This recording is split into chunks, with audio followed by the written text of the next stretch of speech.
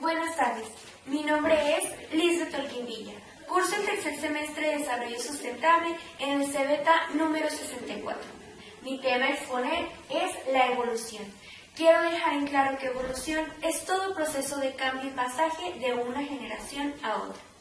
Es la cronología de 7 momentos estelares de la evolución, comenzando por el origen de la célula procariota, la cual hace 3.600 millones de años. Después vino el origen de la célula eucariota, la cual fue hace 1.400 millones de años.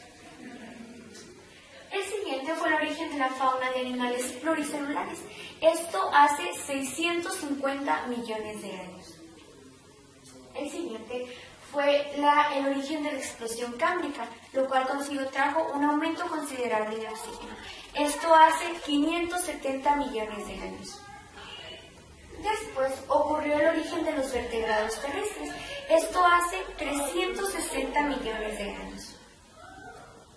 Después ocurrió la extinción de los dinosaurios. Los dinosaurios se extinguieron hace 65 millones de años. Y por último ocurrió el origen del Homo sapiens. Esto hace tan solo 1 millón de años. Mi siguiente tema son los temibles dinosaurios. Los dinosaurios eran enormes reptiles, los cuales vivieron en nuestra Tierra por más de 160 millones de años. Se han identificado más de 360 especies y aún así se cree que esta estima es mucho inferior a lo que realmente existía en nuestra Tierra. La palabra dinosaurio proviene del griego y significa lagarto terrible.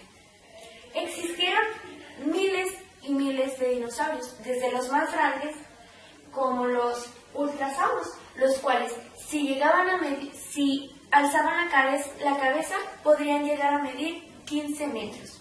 O hasta los más pequeños como los octopus, que llegaban a medir de 50 a 90 centímetros. Existieron 2 grandes órdenes de dinosaurios, los saurisquios y los ornistiquios. Los saurisquios se caracterizaban por comer hierba, aunque otros eran carnívoros. También ellos se identificaban por tener unas garras temibles, además de un cuello muy alargado.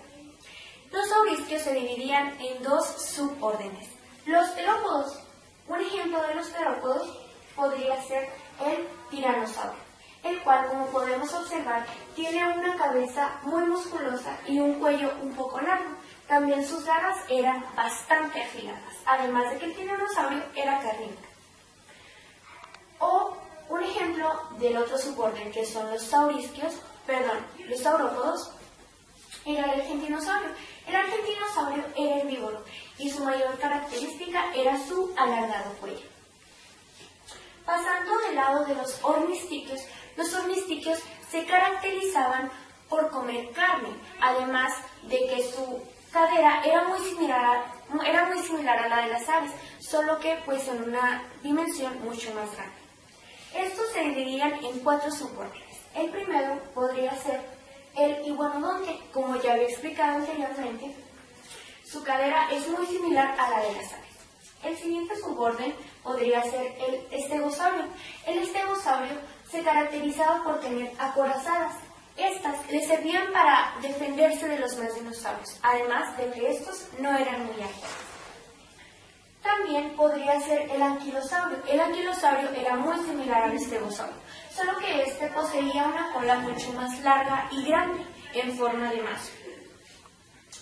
Después podrían ser los ceratosaurios. Los ceratosaurios poseían cuernos arriba de los ojos y arriba de la nariz. Esto era para defenderse. El siguiente subtema es la biología comparada, analogía y homología. Quiero empezar con homología. Homología, en el estudio comparativo de los seres vivos, es la relación que existe entre 2 partes orgánicas diferentes como sus determinantes genéticos tienen el mismo origen evolutivo. Hay homología entre órganos determinados de 2 especies diferentes cuando ambos derivan del órgano correspondiente de su antepasado común, con independencia de cuán dispares pueden haber llegado a ser. Las 4 extremidades de los gnatostomos Desde los tiburones hasta las aves o los mamíferos son homólogos. La razón de esta estructura común es que todos los terópodos conservamos la misma estructura básica de la especie ancestral original, según Richard Owen. Tengo una imagen que podría ayudarnos. Por ejemplo, las estructuras de un humano, un gato, una ballena o un murciélago.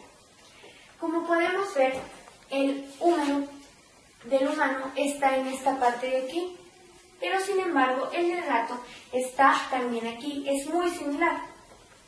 La de la ballena es un poco más pequeño, pero el húmero sigue estando ahí. El del murciélago es muy similar a la que nosotros tenemos. Después viene el radio. El radio es muy similar en todos nosotros, solo que varía la proporción. Por ejemplo, los humanos lo tenemos en esto de aquí. Los gatos es en una forma más similar. Las ballenas es en la que varía un poco, pero sigue siendo asombrosamente similar. Al igual que el murciélago, solo que en una cantidad más pequeña. El carpal es casi igual. En los humanos se encuentra en esto de aquí. En los gatos es muy similar, solo que es un poco más arriba. En la ballena se encuentra entre esto de aquí. Y el murciélago es un poco más pequeñito, pero aún así se sigue encontrando. El metacarpal sigue estando en todos nosotros. Por ejemplo, en los humanos está en esto de aquí. En los gatos está en aquí más o menos también. Y de las ballenas es un poco más arriba, pero aún así sigue estando ahí. El de los murciélagos es también muy similar, solo que el de los murciélagos es un poquito más separado.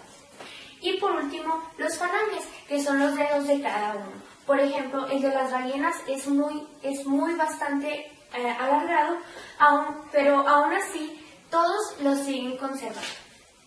Bueno, ir pasando del lado de la analogía. La analogía emana del latín, aunque con origen más remoto en un vocablo griego que se puede traducir como semejanza o preparación.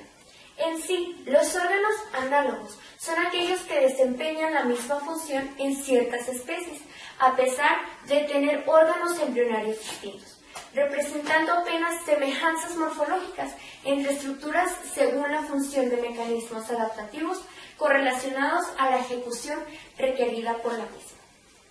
Por ejemplo, dos animales pueden ejecutar la misma función. Aquí tenemos el ejemplo de un ave y una mosca. Las dos pueden volar. Sin embargo, ninguna de las dos tiene una estructura similar. Sus alas son totalmente diferentes. Y bueno, eso sería todo de mi parte. Espero que mi información les haya servido para su trabajo. Para mí los temas que yo he narrado son de bastante importancia y son un mundo de sabiduría. Los invito a que visiten los slides para que consulten más información. Aquí les dejo alguna bibliografía. Y pues esto sería todo de mi parte. Muchísimas gracias.